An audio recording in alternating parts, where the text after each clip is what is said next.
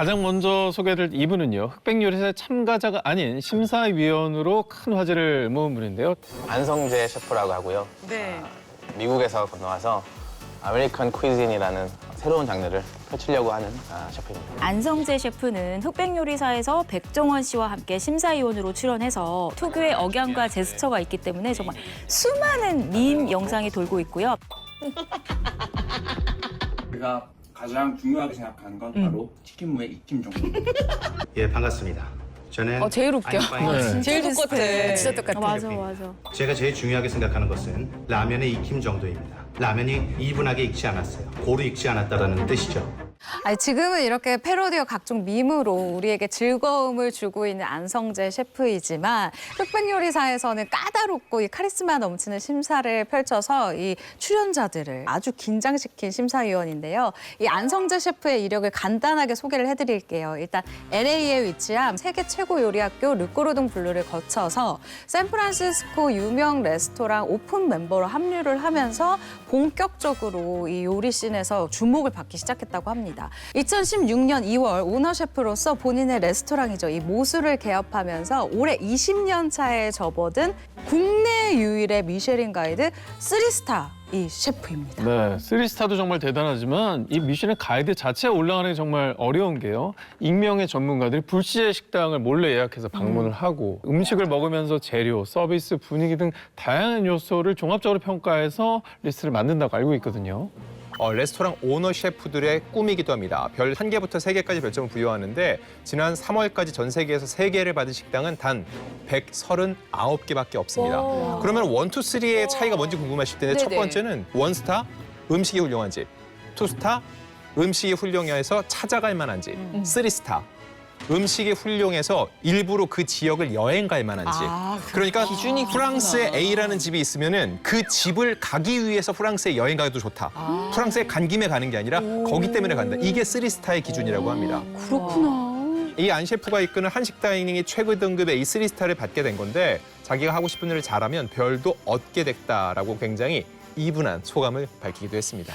이게 사실 저희가 이제 그 안성재 셰프가 운영하셨던 그 레스토랑에 저의 생일마다 갔었던 기억이 나는데 그때는 이렇게 유명해질 줄 모르고. 3스타를 제가 미리 알아보고 몇 년 전부터 생일마다 찾아가도 모셨어요. 그랬는데 이렇게 네. 유명해지고 나니까 마치 뭐 선견 지명을 했던 척을 상준 씨가 하고 다니면. 네, 요리의 어떤 익힘 정보를 중요하게 생각하죠. 그랬는데 최근엔 사실 휴업 상태다 보니까 너무 아쉽더라고요. 갈 수 없는 곳이 됐어요. 네, 그렇게 완벽한 맛을 자랑하는 이 식당 한식과 일식과 중식, 양식이 전부 다 이분하게 섞여 있다고 합니다. 그래서 입안에서 먹으면 전 세계 음식을 음미하는 느낌이 난다고 합니다. 그러면 도대체 안성재 셰프는 언제부터 요리를 하신 거예요? 왠지 막 요리 신동일 것 같고 그렇잖아요. 근데 의외로 요리를 굉장히 늦게 시작을 했더라고요. 바로 24살 때부터였는데요. 더 놀라운 건 여러분, 요리하기 전까지요. 직업이 군인이었대요. 진짜? 상상이 되세요? 이 13살 때까지 가족들과 미국으로 이민을 간 이 안성재 셰프가 고등학교 졸업 후에 학비를 벌고자 미군에 입대를 해서 이라크 파병까지 갔다 왔더라고요. 그리고 이후에는 파병 후에는 어렸을 때 꿈이 이 자동차 정비공이 되고 싶었었대요. 그래서 정비 전문학교 입학 절차까지 마친 상태였다고 하거든요. 그러다가 우연히 이 프랑스 요리학교 학생들이 흰 조리복을 입은 모습을 딱 봤는데 제가 또 여기 출신 아니겠습니까? 제가 또 요 요리학교 졸업을 못했다 뿐이지. 진짜요? 네, 학교가 뭐 각 나라마다 있으니까. 시즌2에 흑백 요리사 나와가냐? 자, 지금부터 그러면 안성재 선배라고 하세요. 네, 저희 선배가 흰색 조리복을 입고 이제 있는 모습을 보고 확 매료가 됐다라고 얘기를 합니다. 정비학교 등록금을 환불받고 그 돈으로 LA에 있는 요리 학교를 저희 선배가 또 갔다 그러고 우리 선배네. 네, 그런데 제가 취재 과정에서 안성재 셰프의 가족에 대한 재밌는 이야기를 찾았거든요. 알고 보니까 DNA가 타고나 있었던 건데요. 이북 출신인 안성재 셰프의 할머니가 개성약과를 만드셨던 궁중요리 전수자였고요. 부모님은 미국에서 작은 중식당을 운영한 적이 있었다고 해요. 그러니까 요리의 길에 뒤늦게 들어섰지만 사실은 요리 백수저였던 겁니다. 네, 이렇게 열심히 달려와서 이제는 걸출한 셰프들을 심사하는 자리에까지 올랐는데 뭐 할머님도 부모님도 얼마나 우리 안성재 셰프가 자랑스러우실까 싶어요. 그런데 흑백 요리사를 통해서 안성재 셰프와 입장이 뒤바뀌어서 곤혹을 치른 분도 있었다고요? 이런 게 사실 또 프로그램 보는 또 재미 아니겠습니까? 바로 이 흑백 요리사의 백수저로 이 참가를 했던 최현석 셰프인데요. 최현석 셰프 같은 경우에는 1995년부터 요리를 시작해서 올해 약 30년 차의 베테랑 셰프입니다. 이 안성재 셰프 같은 경우는 2004년부터 요리를 시작해서 20년 경력의 셰프잖아요. 20년도 많은데 지금 30년 밑에서. 맞아요. 그런데 이 흑백 요리사의 참가자였던 최현석 셰프가 심사위원이었던 안성재 셰프에게 아주 냉혹한 평가를 받아서 화제가 됐습니다. 네, 사실 최현석 셰프야말로 대한민국을 대표하는 스타 셰프신데 제가 볼 때는 두 분의 확연한 스타일 차이가 맞아, 스타일 너무 평가의 달라요. 이유가 되지 않았을까 생각합니다. 둘이 사이가 안 좋다. 이게 하나의 관전 포인트였거든요. 제가 지난 10월 열렸던 기자간담회에서 제가 직접 최현석 셰프한테 질문을 했거든요. 근데 너무 둘은 친한 사이라고 얘기를 했거든요. 그럼에도 불구하고 결이 너무 다르다는 거예요. 그렇죠. 그래서 예전엔 1시간 동안이나 메뉴를 바꾸는 문제로 통화한 적도 있다고 하는데 심사위원이라는 얘기를 듣고서는 내가 좀 불편하겠구나. 그럼에도 불구하고 내가 인정할 만한 평가를 내릴 사람이라고 생각했다고 얘기했습니다. 인생이 재밌는 것이 앞날이 알 수 없기 때문이잖아요. 두 분의 입장이 10년 전에는 정반대였다는 사실 아마 다들 보시면 깜짝 놀랄 것 같은데 영상으로 직접 확인해 보시죠. 셰프의 픽. 셰프의 풋풋하다. 아, 풋풋하다. 사명이다. 저 때는 저는 또 귀요미시죠. 따라하시네. 어머. 시그니처 무브를. 어머나. 야. 저의 치킨 커리 파니니가 완성됐습니다. 재료들이 되게 잘 어울리죠? 거기에 근데 픽으로 반대로 썼던 평가를 레몬이 했어. 더 들어갔으면 좋겠어요. 많이 들어갔으면 정말 상큼하고 더 향긋한 파니니가 됐을 것 같고요. 오세득 셰프도 있네. 서로 평가할 수 있는 그런 위치죠. 예. 근데 안성재 셰프 굉장히 귀엽네요. 풋풋하고. 네. 아, 좀 약간 영한 느낌이 있다. 자, 근데 생각을 해보니까 참가자 중에는 나이도 정말 경력도 안성재 셰프보다 월등히 많은 셰프들도 굉장히 많았거든요. 아무리 미슐랭 가이드 3스타 셰프라고 해도 상대적으로 나이가 어린 셰프가 또 그분들을 평가하는 건 사실 쉽지 않았던 문제가 아닐까 싶거든요. 이 프로그램에는 정말로 잔뼈가 굵은 셰프들이 많았는데 안성재 셰프 나이를 보면은 올해 42살입니다.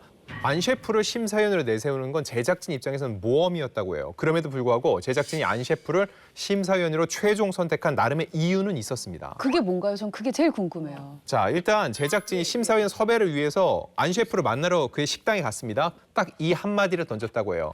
내가 심사를 본다고 하면 한국에서 토를 달 수 있는 사람은 없을 거다. 이 한마디에 제작진은 아, 이 사람이다 싶어서 섭외했다고 하는데 이 정도 자부심이 있으니까 3스타 단 것 같고 최현석 셰프도 그렇게 얘기를 했어요. 제가 그때 간담회에서 그 질문 던졌거든요. 후배한테 평가받는 걸 인정할 수 있냐? 그때 한 얘기가 안 셰프는 대한민국 요리의 격을 높였다는 거예요. 3스타가 그동안 없었는데 프랑스나 이탈리아, 일본 요리에 비해서 한국 요리가 못하다는 평가가 있었는데 이제는 어깨를 견주게 만들었기 때문에 충분히 리스펙트할 수 있다고 하고 예를 들어 그런 거예요. 문학상 평가라는데 한강 작가가 와서 평가한다고 갑자기 내가 더 나이가 많은데 내가 선배인데 이럴 수 있을까요? 토를 달 수가 그렇죠. 없네요. 금메달리스트가 와서 심사를 하고 있는데 동메달리스트 출신이 내가 더 나이가 많은데 할 수 없는 거랑 좀 비슷하다고 봅니다. 수상 경력이 이미 말해주기 때문에 아무도 뭐라고 말을 할 수 없을 것 같고 안성재 셰프가 말하는 저 한마디만 들어도 저는 요리에 대한 자신감과 실력이 어느 정도인지 약간 짐작이 되는 것 같아요. 앞으로도 방송을 통해서도 멋진 모습을 좀 많이 보여주셨으면 좋겠습니다. 소개해 주실 분은요. 그 어떤 분야보다 거칠기로 소문난 중식 주방에서 여성 최초로 이름을 알린 분이라고요. 그가 예능에서 정말 여러 매체에서 중식의 매력을 알리고 계신 분이죠. 요식업계 내 여성의 입지를 넓히고자 정말 고군분투해온 분입니다. 중국 22개 도시를 돌면서 중식을 공부했고 또 2011년 국제 요리대회 금상, 2013년에는 한중일 청도 요리대회에서 특금상을 수상을 한 분이에요. 바로 걸크러쉬 중식 셰프 정지선 셰프입니다. 사실 뭐 이전부터 굉장히 유명한 네, 분이었는데요. 원래 유명하셨죠. 네, 흑백 요리사에서도 중식으로 탑 8까지 생존한 분인데 중식은 거칠고 또 과격한 노동 환경 때문에 전문 요리 업계 내에서도 특히나 살아남기 힘든 분야라고 하더라고요.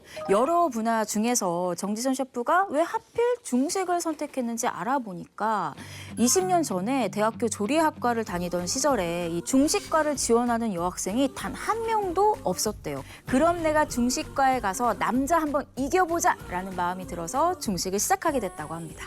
주방이 워낙 험하다 보니까 이 당시에는 딱 들어가면 이미 나를 쳐다보는 시선 자체가 아, 제 캔이라도 들겠어? 약간 이런 마음이라 여자 셰프를 안 쓰려는 이런 분위기가 팽배했다고 합니다. 그래서 이 정 셰프가 여성 셰프에 대한 편견을 깨기 위해서 중식 협회라던가 여러 모임을 많이 찾아다니면서 나 정지선이고 나 중국 요리 하고 있다. 그리고 나 무엇보다 중식을 잘한다라는 걸 정말 필사적으로 자기 어필을 하고 다녔다고 하더라고요. 정말 들으면 들을수록 정말 너무 멋진 길을 걸어오셨네요. 네, 근데 더 멋있는 건요. 정지선 셰프가 사실 중식뿐만 아니라 한식, 일식, 양식에도 일가견이 있는 분이라고 들었습니다. 중식 정통파이긴 하지만 그 외에도 한식, 일식, 양식 자격증까지 보유하고 있고 심지어 딤섬 자격증까지 보유하고 있습니다. 아니 근데 딤섬 만드는데도 자격증이 있어요. 따로 있었어. 네, 와. 정지선 셰프의 별명이 딤섬의 여왕이잖아요. 딤섬의 본국이죠. 중국에서 이 딤섬 자격증을 땄다는 거죠. 어느 정도 수준이야 보면은 딤섬의 주름수가 정해져 있어서 그 모양까지 보면서 점수를 매긴다는 거죠.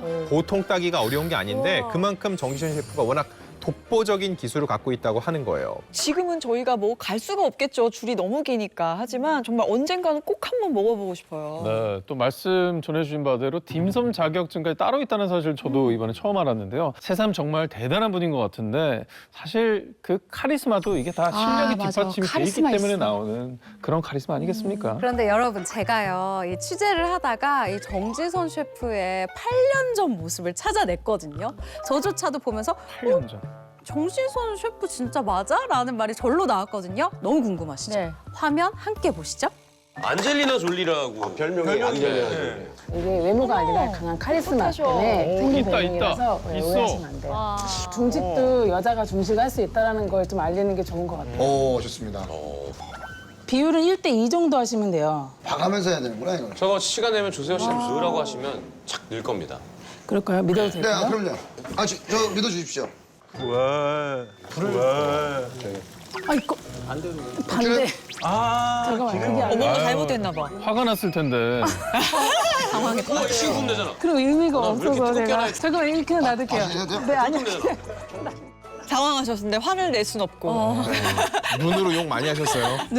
어느 순간 어디서부터 계속 꾸준하게 이렇게 열심히 했던 시절들이 그러네요. 켜켜이 쌓인 것 같아요. 진짜 너무 풋풋하긴 하네요. 자, 국내 최고의 중식 셰프 중 한 명인 여경례 셰프님이 또 흑백 요리사에서 지선이는 조만간 1인자가 될 거야라는 말씀하셨던 게 기억에 남는데 1인자의 자리는 이제 뭐 예정된 자리가 아닌가 싶습니다. 네, 성진 씨 말대로 중식계에선 1인자가 머지 않았을 수 있는데 정 셰프가 이 예능계에선 이제 막 걸음마를 뛰기 시작한 신인이거든요. 여러 예능에 출연하면서 딤섬의 여왕에 이어서 얻은 또 하나의 별명이 있는데 바로 꼰대모입니다.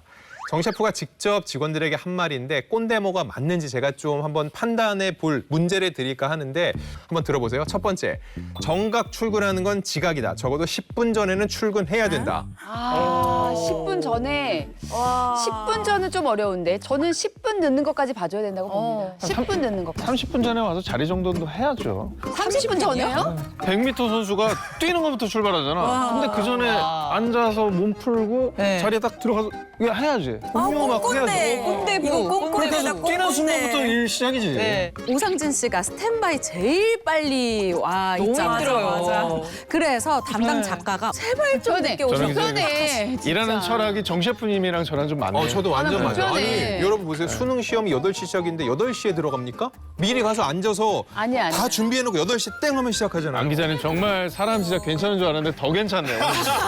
나는 싫어. 시청자 여러분 또 어떻게 생각하실지 좀 궁금한데. 좋아요. 그러면은 다른 정 거. 셰프님의 철학은 이렇다는 그렇습니다. 거죠. 네. 아주 훌륭한 철학을 갖고 좋아, 계시고 다른 거 한번 들어봐요. 두 번째 철학입니다. 나는 일을 되게 사랑하는 사람이라서 쉬는 날 불러서 같이 밥 먹으러 다닌다. 괜찮나? 아, 우리 꼰대부는 어떻게 생각해요? 저는 그건 아니에요. 어쨌든. 네. 쉬는 날 일을 하는 날 일찍 오라는 거지. 뭐 쉬는 날까지 불러서. 근데 혹시 막 엄청 맛있는 걸 사주시고 싶어서 그런 건 아닐까요? 그게 맞아요. 네, 엄청 맛있는 거 진짜. 저도 이해는 가요. 진짜. 왜냐하면 쉬는 날 비싼 걸 맛있는 거 사주거나 아니면 그 시간당 페이를 해주거나 그렇게 쿨하게 하면 되죠. 근데 또 돈 받고 가는 건 또 너무 야박하잖아. 아니 그래도 또 이렇게 만난 김에 또 용돈 챙겨주고. 근데 저는 진짜 맛있는 걸 주는 거면 오케이. 셰프들 이제 그 주방에는 굉장히 규율이 세잖아요. 그렇죠. 왜냐하면 칼과 불을 다루는 데니까. 아마도 어떤 그런 화합과 규율을 좀 생각하는 그런 멘트가 아니었을까라는 생각이 들어요. 그런데 우리 정지선 셰프 후배들에게 매번 이렇게 엄격하기만 한 것은 아닙니다. 지난 10월에 정지선 셰프가 한 방송을 통해서 매장의 기여도가 가장 큰 직원에게 이게 중요합니다. 매우 고가의 차를 선물을 했습니다. 자, 예, 여러분 여기 중요한 게 자, 매우 보이차 고가의 용정차인가요? 아니면 진짜 굴러가는 차예요? 굴러가는 차입니다. 굴러가는 차.